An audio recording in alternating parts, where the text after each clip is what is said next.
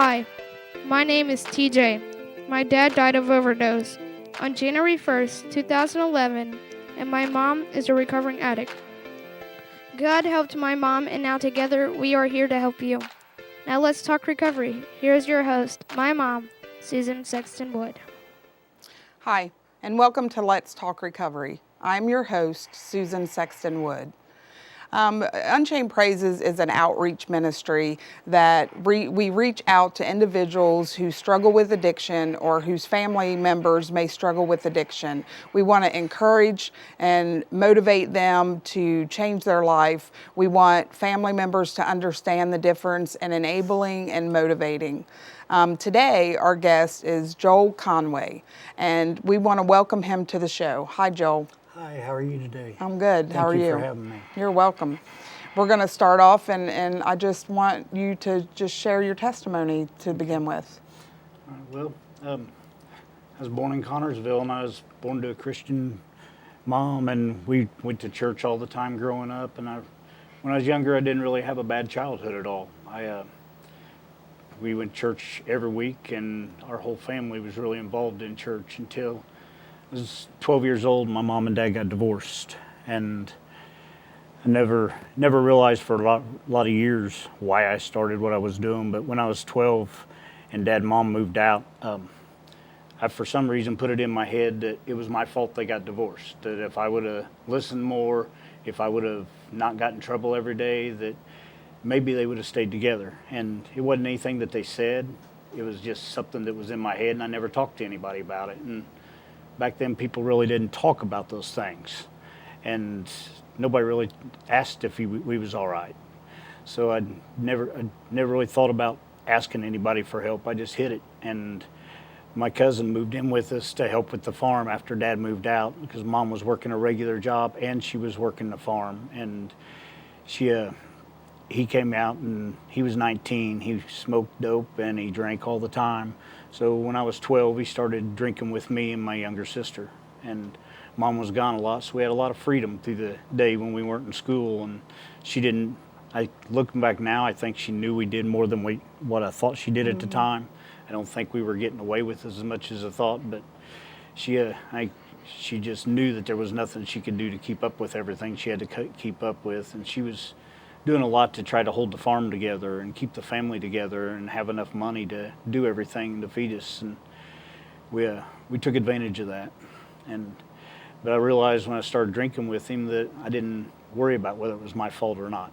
I didn't care anymore, and it just kind of numbed that. And then it just kept expanding from there, and I just kept drinking. And it went to eventually started smoking dope with him, and it's probably still 12, I think, at that time. And it just became routine. It became every time Mom wasn't there, we were drinking or we were getting high, and you didn't really think about it got to where you didn't even think about it being wrong or abnormal. You just did it every day. Mm-hmm. And we got used to anytime she was gone, we were going to find something to drink, find something to do. And then Mom dated a few different guys after her and Dad got divorced, and a couple of them were really abusive. And I struggled with why she wouldn't get away from them when they would abuse her. And I held a lot of resentment towards her for a long time over that. And that kind of got me drinking more because I wanted to stay out of the house more. I didn't want to be around them. I didn't want to see it. And I held resentment towards her because she wouldn't leave. And I didn't understand it back then. And I understand more now why she struggled with leaving. But at the time, it just made me want to be gone, made me want to be away. And so at 17, I moved out, and thinking life was going to be great because I was going to be on my own. I didn't have to struggle with that, and I was going to do what I wanted. And by the time I got on my own, I had a job. I always had money. So it just started going from drinking and smoking dope to pills and coke and acid and different things whatever was available or around at the time. And like I said, it just became a way of life. You didn't think about it. And I worked every day, so I didn't think I had a problem. And I was married at the age of 21.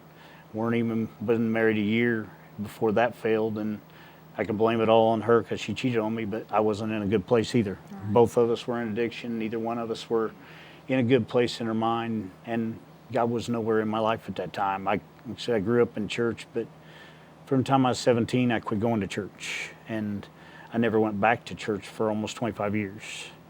But during all that time, we just partied anytime I wasn't working. And there, when I was in my 20s, it got real bad to where I was out till the bars closed every night. And by the time I got to work in the morning, I still smelled like alcohol. And I was half drunk probably most days when I went into work. But nobody ever said anything, because so was most of the other people that were there. And I got married again and had 2 kids with my second wife. And when my boy was 5 and my daughter was 11, we separated, and both of us were in addiction at the time. And when she left and moved in with the guy she was seeing, the kids stayed with me, and I was still, I never did anything around the kids, so I thought it was okay. You know, I always thought, well, I'm not that person that does it around the kids, so I'm not doing anything wrong. But I was still going out to the barn and smoking a joint or drinking and stuff. And then I started going out to, for a couple weeks after she left, I went to bars a couple times with a friend of mine. And the last time I did, had an accident in my vehicle and could have killed somebody.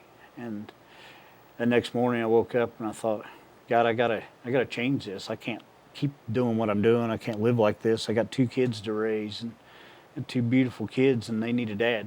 And so I quit drinking, and God took every craving away from me that day.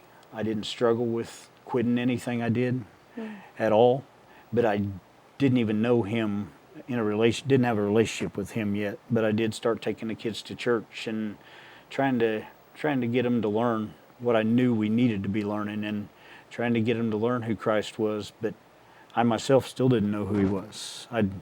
All my life when I was small growing up and going to church, I never understood what it meant to have a relationship with Christ at all. And I always had it in the back of my mind that in the church I went to, that if I could never achieve the perfection that it seemed like I had to get to heaven in my eyes through there, so why try? And that was my outlook for a long time. And I blamed it on hypocrisy in the church, but it was really, I was convicted when I was there because I knew what I was doing was wrong, and I didn't want to be around people telling me it was wrong. And I didn't want to quit. So it was when I started getting the kids going to church for a while, and we were going to church really close to our house out in the country, small country church. I love all the people there, but went there for almost 10 years, and but I never got invested. Part of that time I broke away, and I was coming to church here in Richmond too because of a girl I was dating, and I loved the people of both churches, but I was never invested in the church. You know, I never really understood what it meant to surrender everything to Christ. But I still wasn't struggling with alcohol or drugs, so I thought I was okay because I had my kids in church. I thought everything's good. And then I started going to Crosspoint Biker Church in Connorsville over 3 years ago, and went in there and I met Charmin, a friend of mine, and she was going to give her testimony at Celebrate Recovery. And I knew I didn't need a meeting, didn't even know what meetings were really. I just knew what she had told me about them, and I wanted to go listen to her testimony. So went over there and listened, and we broke up into small groups, and you got to sit around and share with what you were struggling with. And I realized how much I needed a meeting, and how much, even though I'd been at that time over 12 years clean and sober, there was a lot of stuff in my life I'd never worked through. There was a lot of stuff that I'd never even realized were wrong with me. You know, at that time I'd been through 2 marriages, and I blamed everything on them. It was all their fault because I was okay, you know. And realize now that it takes 2, and there was a lot of stuff I'd never worked through from my past that made me react certain ways. And Celebrate Recovery is a great 12-step faith-based program that will teach you to work through that past, and it teaches you, gives you the tools you need to be able to work through whatever hurts you have in your past. And recommend anybody to go to those programs, whether they ever thought they had an addiction or not. But we started going there, and then they eventually closed the meeting there because they didn't have enough leadership. But Sharman had heard about Brianna's Hope, and so we started talking to Randy Davis, who started A Better Life Brianna's Hope in Red Key, and asked him to come to our church to talk to us about it. And that was 2 years ago. And we talked to him about it, and he come in, and we just knew it was for our church and for us, because we had so many people in our church that have been in addiction, have family members still in addiction, or they've been out of addiction and fell back. And it's a kind of backtracking a little bit.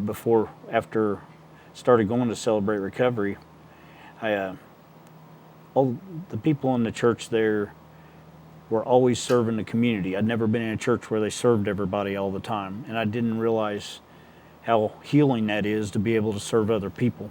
And it's a kind of, as really church started growing on me. I started loving all the people there, and they become family. And one day our worship band was playing Born Again by Third Day, and Holy Spirit just hit me and said, "Man, you need to go to the altar. You need to lay everything down." And it's I surrendered everything back to Him again that day, and it's just changed my relationship I've had with Him. I never had a relationship until then, and it changed what I wanted to do. And I realized I wanted to be able to love other people more and be able to help other people. And that's I went to Walk to Emmaus a couple years ago also, and it's all about teaching discipleship and agape love, and it teaches you how to love people that you don't know.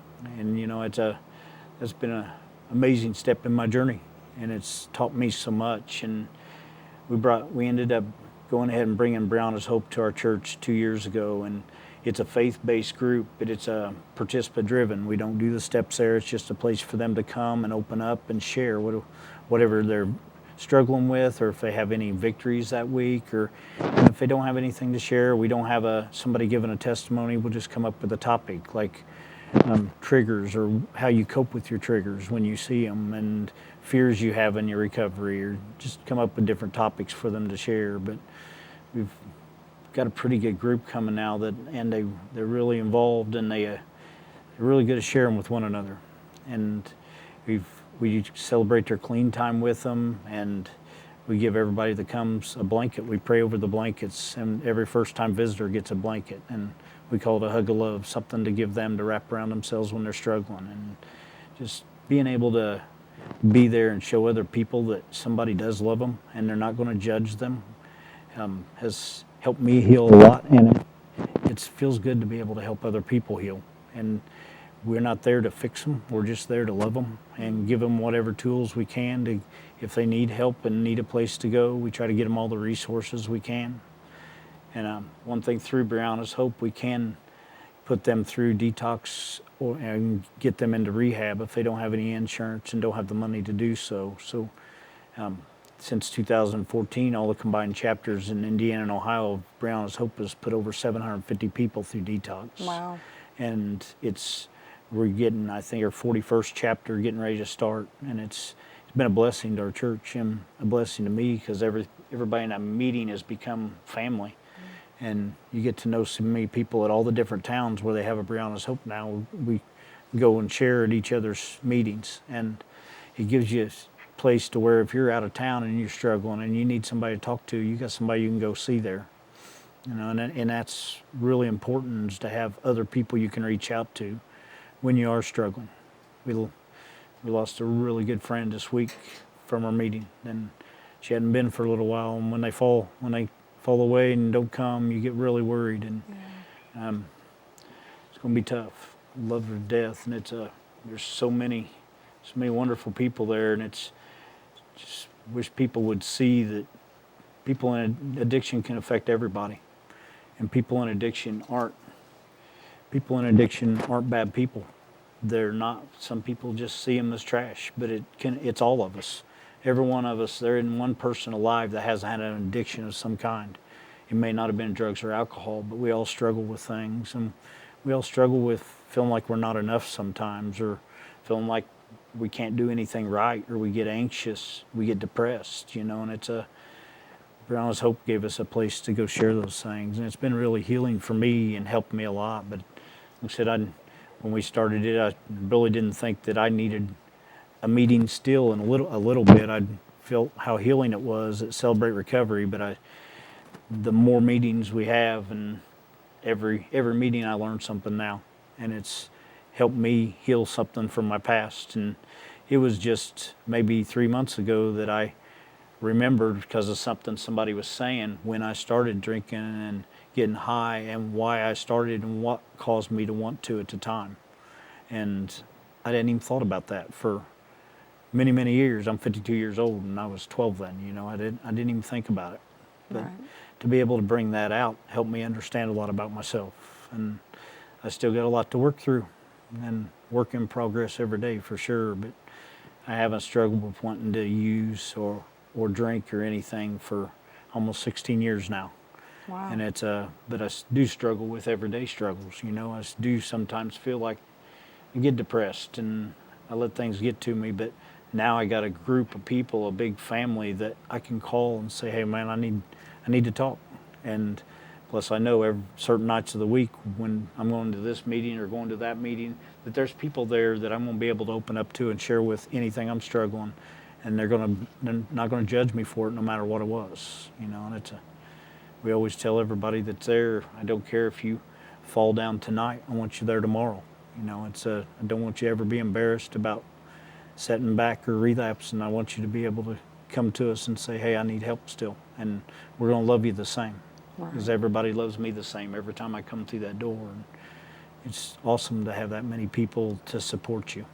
And I run into people every day that don't feel like they have anybody that cares, and it's awesome to be able to get them in there and get them to see that there's a lot of people that'll love on them and accept them for who they are every day. And we're going to love them right where they're at. They don't have to clean up before they get there. They don't have to get sober before they get there. They don't have to believe in God before they come in that door. They just have to step through and let us love on them. And it's been awesome for me, and I love all the people that come.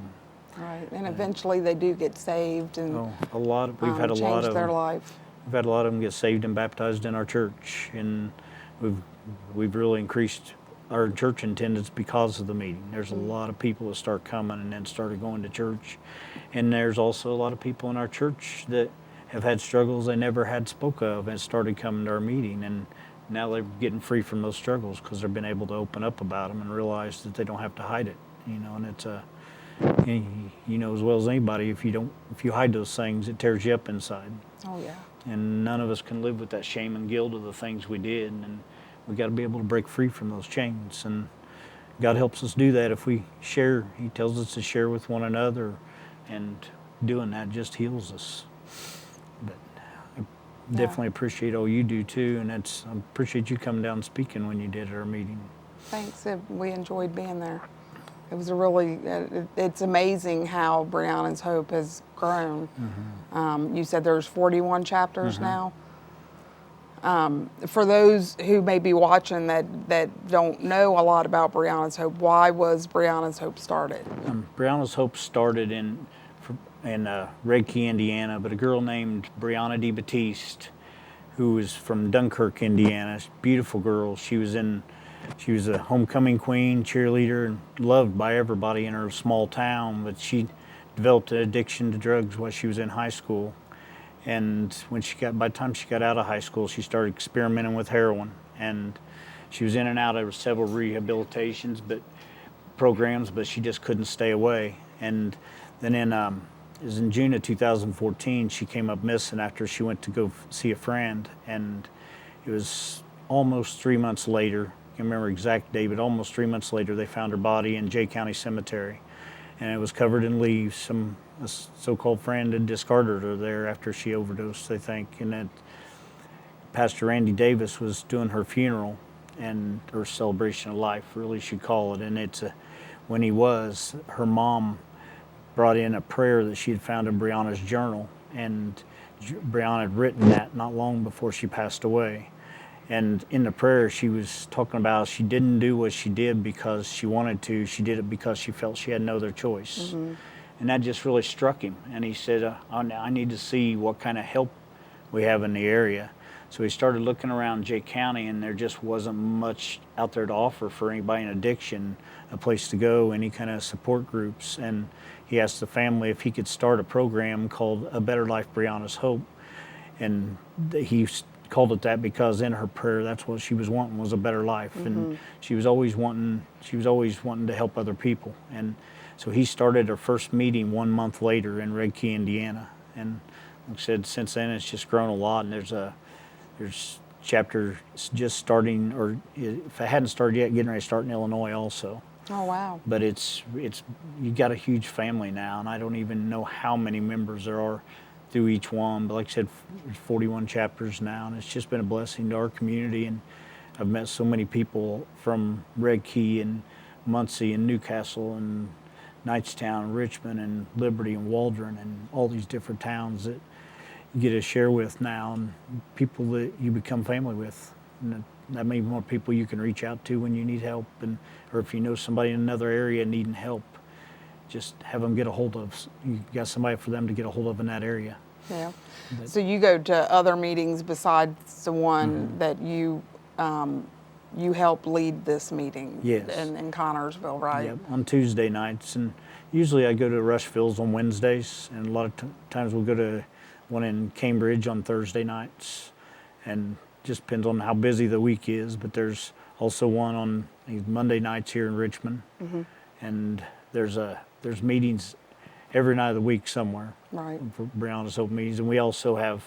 I recommend to everybody that comes to our meetings to go to an NA or an AA or a Celebrate Recovery to work through those steps, because we all need to work through those steps and just be able to heal from your past. And we don't usually do them in our meeting. We're actually going to start using some of the steps as lesson plans to start out, just to get people familiar with them, and because I'm hoping we can eventually get a Celebrate Recovery in Connorsville again.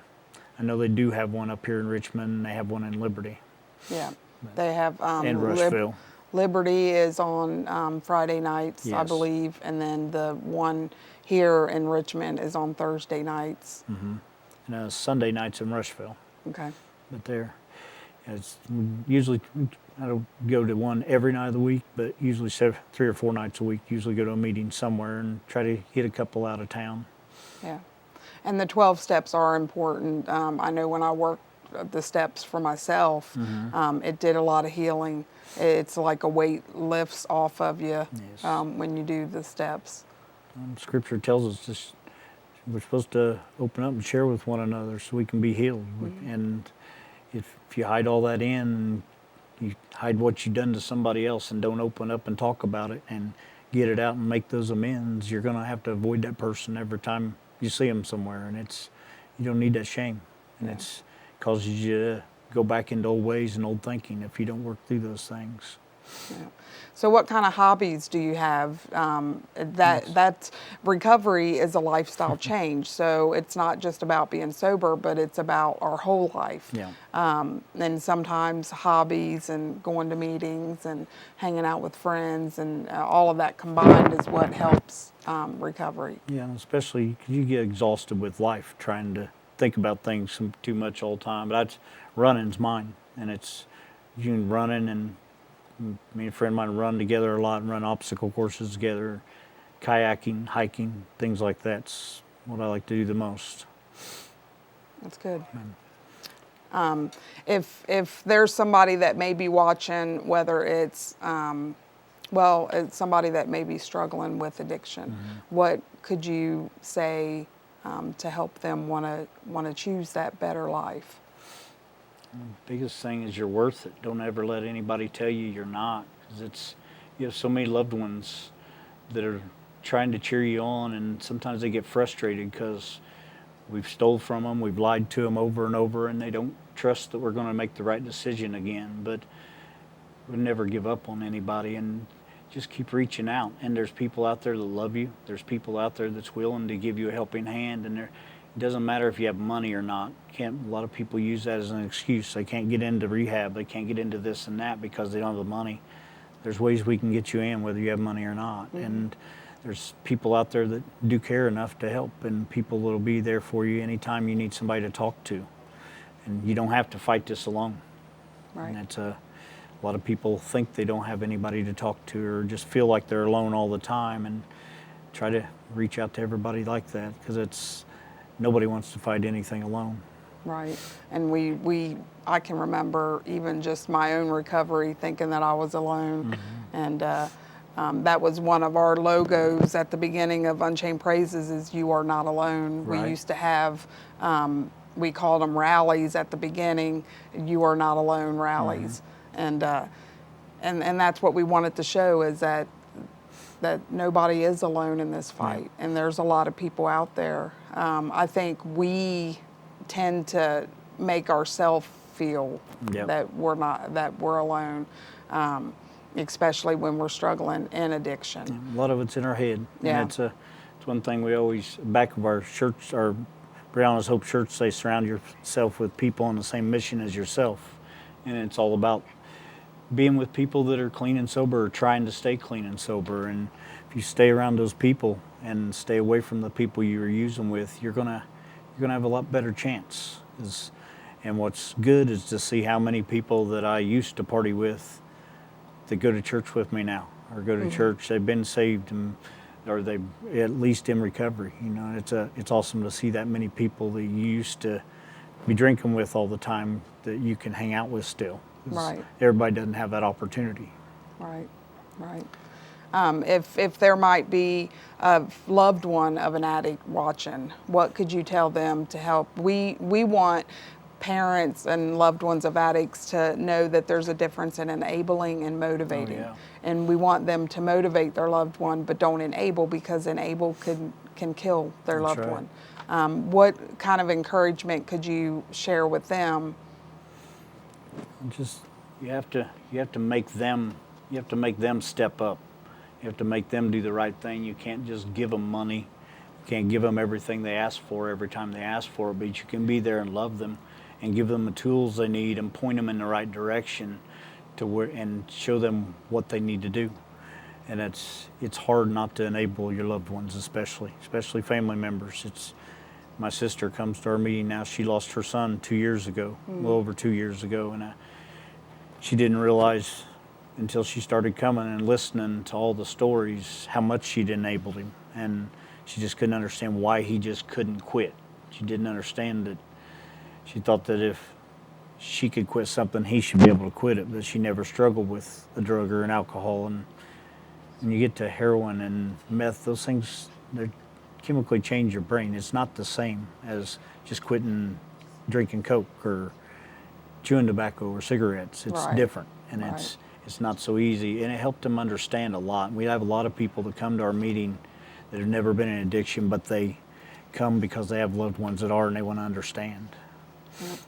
Well, we want to thank you for being on the show and taking the time just to share your testimony and what you're doing today to give somebody else some hope. And we hope that if you're watching, that you may want to go to the meeting that you have on Tuesday. And we just encourage meetings. Thank you very much. You're welcome. Thank you for letting me come. You're welcome.